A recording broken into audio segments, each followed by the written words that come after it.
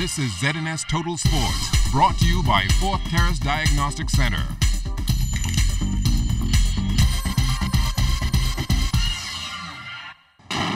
Welcome to sports, everybody.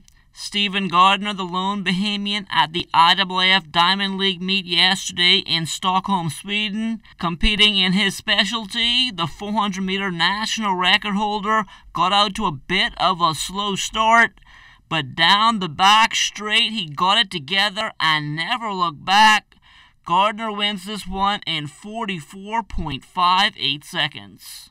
Still talking track and field, the B3A's Junior Nationals held over the weekend. Chris Saunders takes a look at the 200 meters.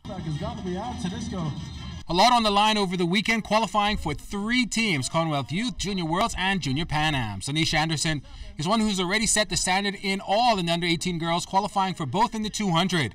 In the under-20 girls 200, Renee Brown blew by the field in 25.10 seconds. From last night, my coach is like, I need to come back better because last night wasn't as impressive. So today I decided to go there and do my best.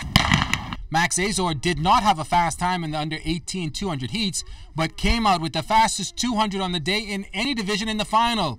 His time, 21.27 seconds. In the last 80, but my coach said work on it, don't panic, fight with them, so I just did.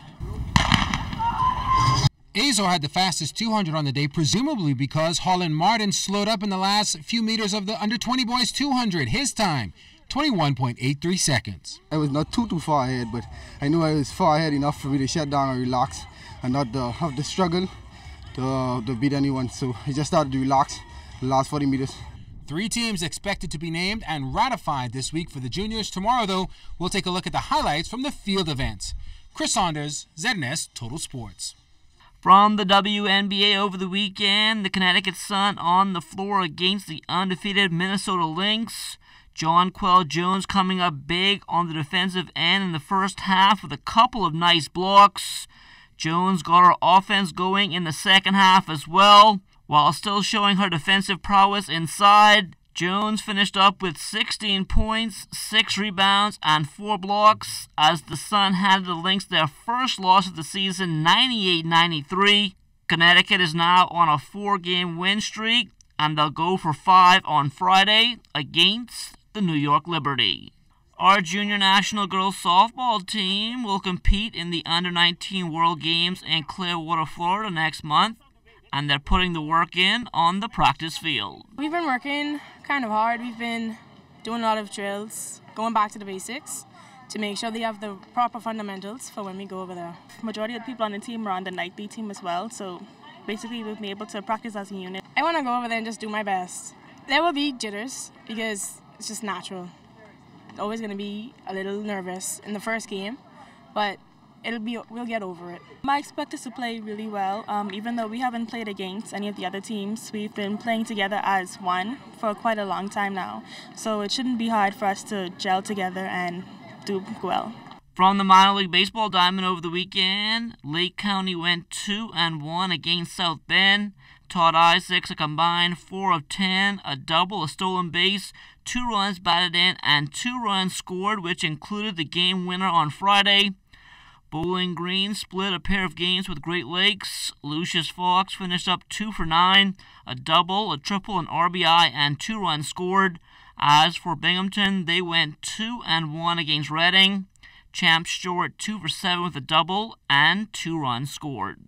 The Commonwealth Youth Games Committee paying a visit to the Salvation Army over the weekend, and they brought along their mascot, Chicky, the Chick Charney. The Chick Charney is, as you are aware, a fable from Andros, and so many of the students in their curriculum, particularly social studies, would have studied the Chick Charney. And so, of course, it's definitely a great opportunity for them to have someone in person to interact because it's bringing the classroom to life and within their environment. Many of our children, particularly who attend the program, are not really socialized outside of their environment.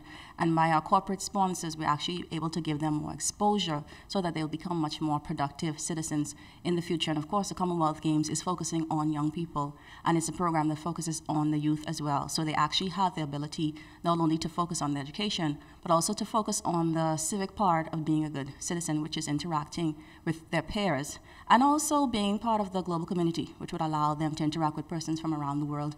And of course, we're hoping that many of our students in the program attend the Commonwealth Games, which will give them the opportunity to meet our global partners. The 2017 Meant Regatta, all history now. Julian Gibson has a recap.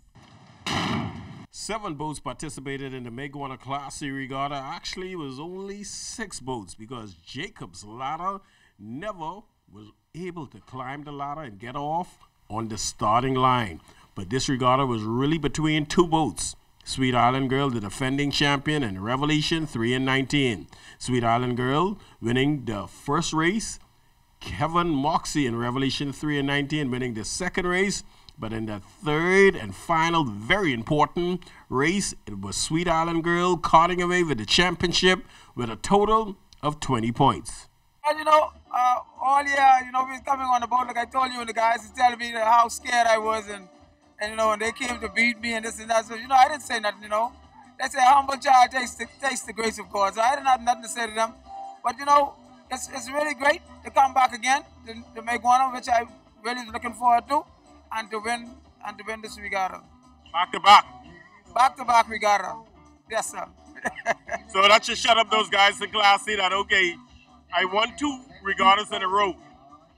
Your guys need to sit small. Yeah, well, that's what the guys say. Sit small, until your name is called.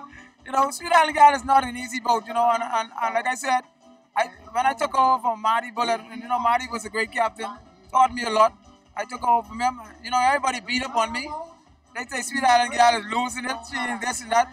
But me and my crew, we work together and we put it together. And these guys stick with me through the sinks, the loss, the beating. And they say, Kevin, listen here, don't worry about that. We can stay with you, you can get them. And we've been doing this stuff, and Sweet Island Regatta has been coming around. But we on track. We on track. Now coming in second was Revelation 3 and 19 with 18 points. Disappointed not being able to close out in that third race. That's part of it, but thank God we all made it safe and we had a good regatta. We had no accidents, nobody sank. So this one is in the books. Next year, we'll see what we can do then. Coming in third was the Barbarian and Delward Gibson, not able to crack the top 2. 11 points in total. We had to settle for the bronze. Had little difficulties. Hats off to the boys though. Guys sailed real well. The Sweet Island guys sailed good, and Kevin sailed good. I don't mind losing to these guys. These guys are real troopers. We'll be back. Reporting for ZNS Total Sports, I am Julian Gibson. And that will do it for sports. Stay tuned, checking weather still to come.